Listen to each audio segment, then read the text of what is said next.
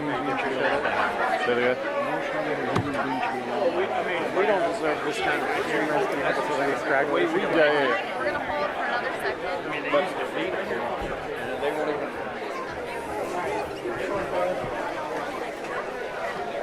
She's supposed to tell that woman. I don't know. She's got to.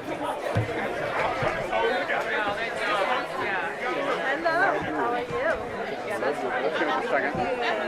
We'll go on after. Where's she gonna be? In the gym. We'll leave you. Because you're in charge. We'll make it. Huh? Because you're in charge. We'll make it. Maybe. Yeah. Just say thank you and get to Yeah. That's right. Yeah. Especially moving from positions and light up. Yeah, if you want, since we're holding a second, if you want, you can bring your sticks. Yeah, that's right. I got it. It's easy. I'll just get in the way of that.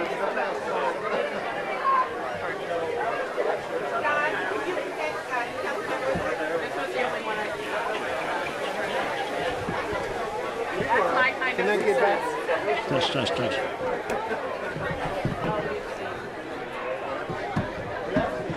Susie. All right, let's go.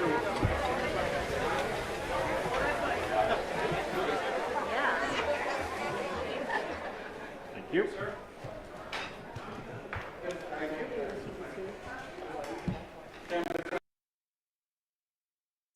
Thank you.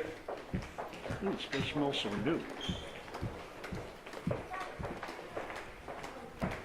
We're loose. We got past the red velvet line. I know. They usually can't hold it.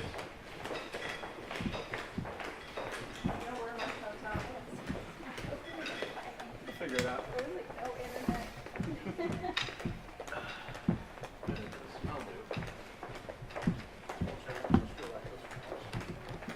I learned earlier this building is 99 years old.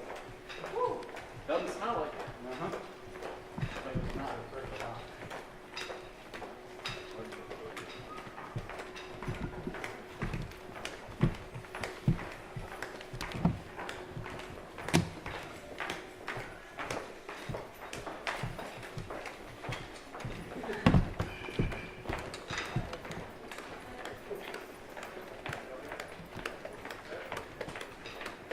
I went to a brand new school in Waldorf, Maryland that they had to put trailers out the first day because it was already too small. Oh my gosh. 8, 9, 10, 9, 8, 7, 6, 5, 4, 3, 2, 1. Okay. 1, 2.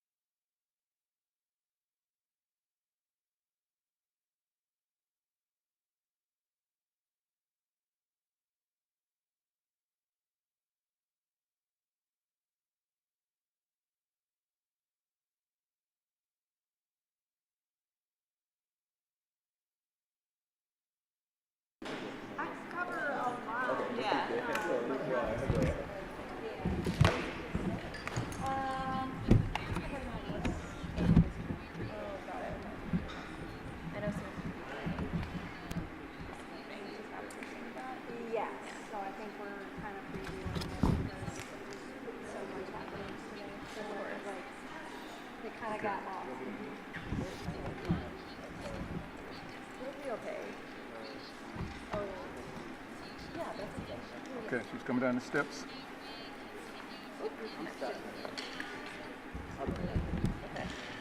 One of those ones. Do you want to get your tripod? All right, everybody set? We need a set. Get set right now. We're starting. Stand by, dear.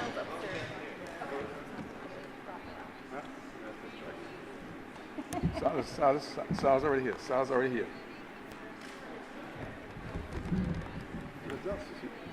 Sal's on the mill.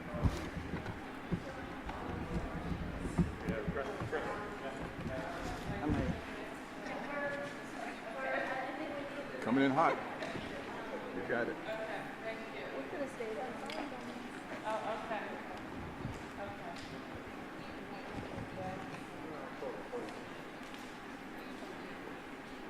Good. Here we go. Okay, any questions? Yeah, I have a question. Yes. Good morning. Good morning. Oh, okay. Yeah, I know you addressed this some yesterday, but a lot was going on. If you could just bring us up to date regarding the homelessness count that's going to happen later on today, where things stand, and if you have enough accommodations, enough facilities to accommodate those who are still out there. Well, we are, as I mentioned, every year we do what we call a point-in-time count, and we want to update that at this point, so we know where our residents are and what services they need. And so we'll know more when we're done. Are there enough beds? We and have facilities? made additional shelter space available. I mentioned yesterday that while we don't know exactly where they would have entered from, I think the number was 81 more people had entered shelter, which is the goal. Yes. Good. I will start just very basically on topic. With all these schools that you guys are reopening, when you plan them out, when you actually build them, are you taking into consideration like increases in population, student growth? Because again, some schools aren't at capacity. So Oh, of course. Let me have, where's the deputy mayor? Thanks, yeah, thanks for the question. We are very careful in the projections that we do. We actually do them out of my office and the Deputy Mayor for Education's office, and we look at historic enrollment patterns growth. We look at housing builds in neighborhoods. We look at the forecasted population trends across the city.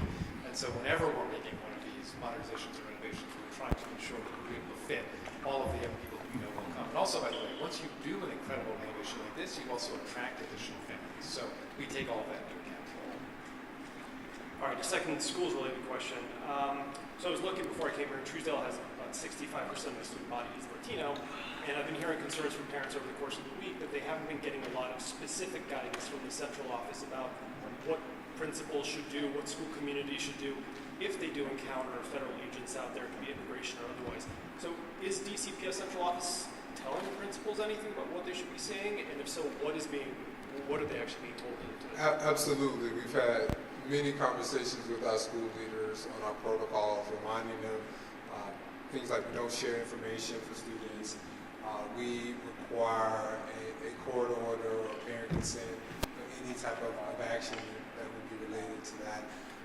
And we also are reminding our school leaders to ensure that they support families around a safe transition to school, reminding them that they need to use their Kids Ride Free cards, ensuring that distribution is timely. So all those things have been in place. We will actually have more meetings with specific school communities because I think it does look different from neighborhood to neighborhood. And so we will support our school leaders, but those protocols are clear.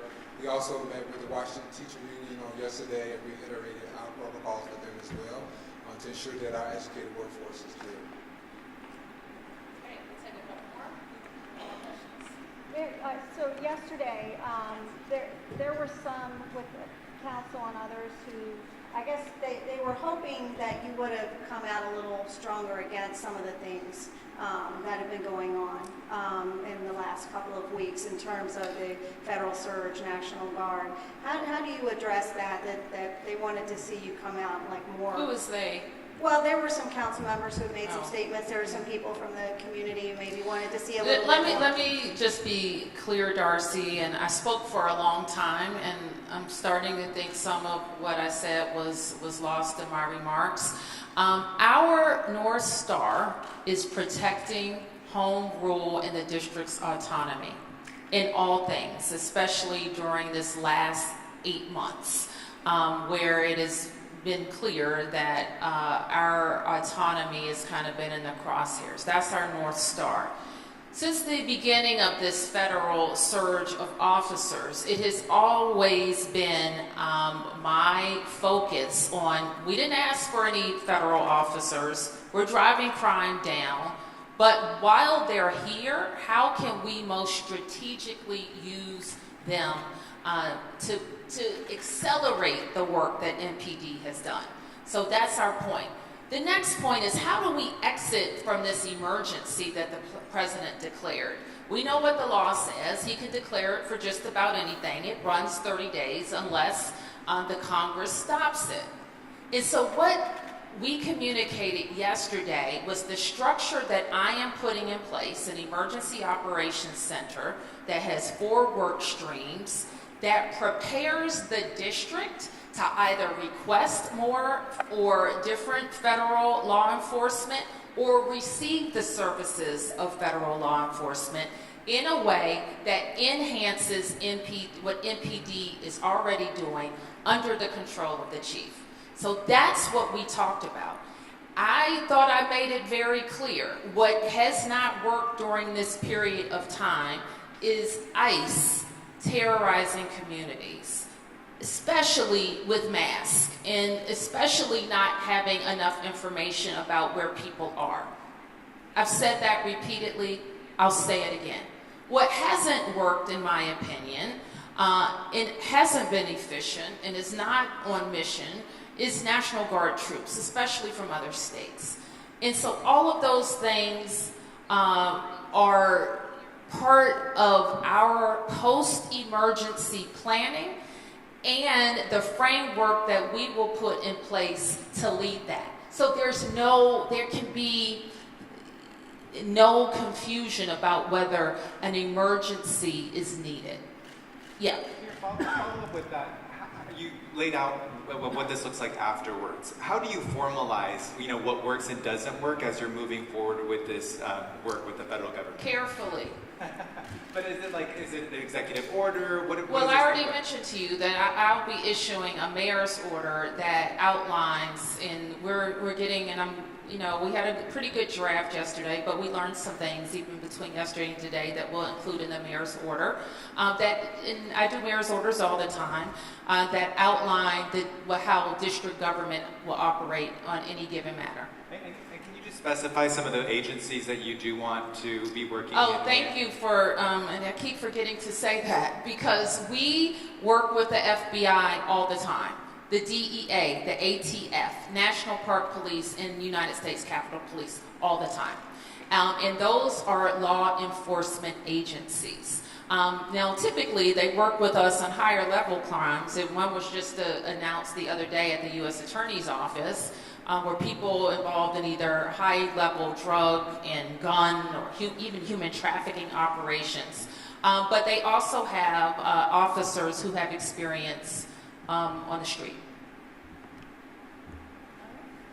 Any other questions? Okay, thank you, everybody.